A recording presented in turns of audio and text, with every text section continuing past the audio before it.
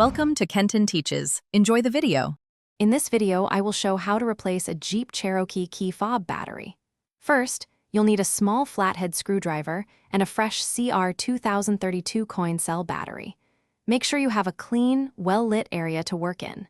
This quick and easy process will have your key fob working like new in just a few minutes, saving you a trip to the dealership. Let's get started with the first step.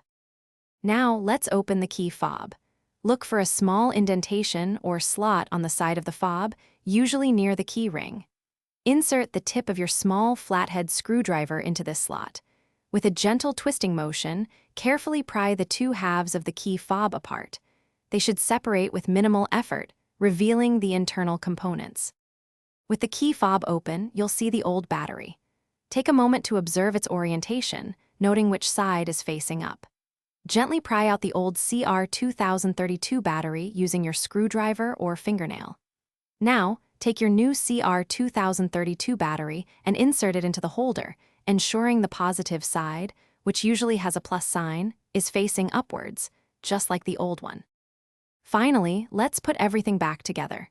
Carefully align the two halves of the key fob, making sure they fit snugly. Press them firmly together until you hear a satisfying click, indicating they are securely closed. Now, test all the buttons on your key fob to ensure it's working correctly. You've successfully replaced your Jeep Cherokee key fob battery. Thanks for watching. Please subscribe if this video was helpful.